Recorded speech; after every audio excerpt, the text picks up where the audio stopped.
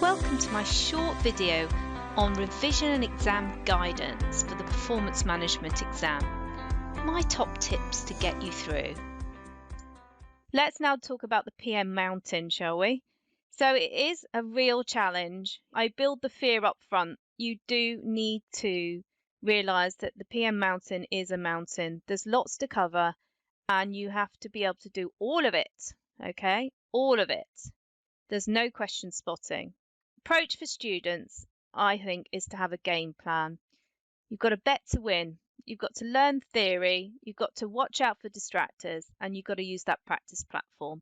And there's a special technique for written answers. So first of all, you have to have this mindset. What is going to be your game plan? I think it should be do A, then C, then B, because you'll pass this exam by doing a good section C. So you need to make sure you get that covered. Time management is difficult in this exam. And time again, I've had so many students come out and say, I didn't get to complete section C. Okay, let's therefore be happier and move it into the middle of your exam so that you do give it the time and you can complete that section. I always say do section A first because it's a settler. And section B is a really hard section. You can get these tricky case studies with lots of tricks in them, and they're quite distracting. So make sure I would move that one to last, okay? Going on with section B again, I would say look at it as one question. Give it the 18 minutes that you've got for that question, but it's got 5 little parts in it. See it as one question. So maybe part 2 of the question might take 5 minutes, for instance. That's okay, because maybe 3 of the questions will just take you a minute each because they're discursive. So what you need to do is flag and then move on. Finish the easier parts of section B, that section B question. Come back to the harder bit, which might take 5 minutes to get that answer out. But only give it up to the 18 minutes. If you haven't got the answer out on that little hard question, you've just got to accept that sometimes that 2 marks is just not going to happen because you could pick the distractor. You've then got the easier marks, so making sure you're finding those easier marks, getting them done, but don't rush them, okay? They're easy marks in this exam. If you rush them, obviously you might pick the wrong one, so don't rush through the easy marks, okay? Flag and move on the harder stuff. So give yourself some confidence. You know, I'm happy with that answer, right? But I'm not happy to do this one yet. I'm feeling a bit stressed. I'm going to flag this one, get the easier marks of section A done, go back and do the harder ones up to the time limit. Okay, up to the time limit.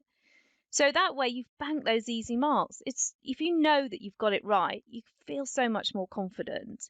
And then when you go back to the harder ones and you're finding it difficult and you're tossing up between which one is the right answer, at least you know you've got those easier marks and you'll be like, okay, I can cope with this. Keep it flagged in case you can come back and change your mind, but obviously move on. So my answer is have a mindset, focus, and every time you do a question, try and do it to time. So section B questions, do it to the 18 minutes. Section A questions, look at doing a group of them together in the time. So try and do 15 of them together like you would in the real exam in the 54 minutes that you've got. So some will take longer, some will take less time. It will just build that confidence in ahead of the exam. You don't have to sit there for 3 hours.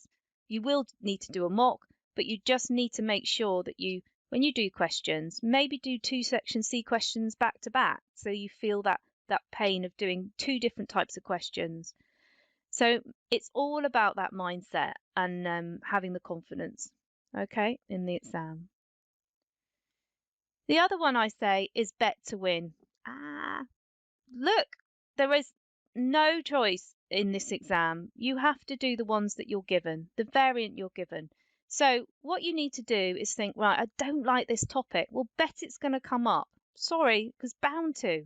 So therefore, make sure you revise it. Make sure you do the bits that you hate. Make sure you look at it again before the real exam. If you don't get it, happy days, because then you've got something you do like. But don't ignore them hoping that they're not going to come up, because it will come up. So bet to win is something you get from FM, actually. It's called a future. If you don't get it, then happy days because you got what you want. So please do that. The other thing you need to do is to learn theory and techniques, not answers. Sometimes students have come to me, I've done all the questions in the kit, I've done all the practice exams. And I say, well, you've done them again and again, but what you're doing is remembering the answers, aren't you now? So if you're finding it difficult to get through PM, it might be because you're just remembering those answers and you're not learning the theory and the techniques. So what you need to do is focus on, for instance, what we're going to do today, the technique of finding one of these harder things, which is the mini max regret. Focus on what is the technique to find that, rather than focusing on the answers that you've done time and time again. Rewrite the question, with different numbers, and see if you can follow through the technique. When you're doing an ABC MCQ, they may ask you to find the activity-based cost on product A. That will be the answer, but if there's a product B, that will also be in the distractor. Work it out. Go and find out whether you can do product B and find out whether the answer is. It will be there because it will be a distractor. So learn the technique, not the answers. That's especially important for the written bits because students, again, will remember the answer to a question that they've done, but the question might be slightly different. And so, for instance, they may have asked you, apply zero-based budgeting to this scenario. The advantages and disadvantages of zero-based budgeting are several, but they may not be relevant to the scenario. Just because you learnt them from the previous question, they may not be relevant to this scenario. So you need to be able to cherry pick the advantages and disadvantages that you will then use in the scenario. So don't waste your time learning answers. Start learning theory and techniques, which you will then apply to the questions. All right. So we have distractors, and they're there for a reason. So in your studying, why don't you work out, what the other answers are and why they're there? Because you're more likely to spot them in the real exam. It's little things like when you're doing a learning curves question, they ask you for the cost per hour after the 100th batch. What's going to be the cost per hour? And you find the minutes. That will be there. The minutes will be an answer. You need to times the minutes by the cost per hour because you want the cost of the labour, not the time of the labour. And so the distractor's there to trip you up because you need to go one further step. So really watch out for them and rethink when you're doing a question in your practice time, what is the distractor here? And you'll start spotting them. Practice platform is an absolute must. The reason you've got to practice on the practice platform is because the section C questions are written to time on the practice platform. So when they're written, they get sent to somebody and they do it on the practice platform.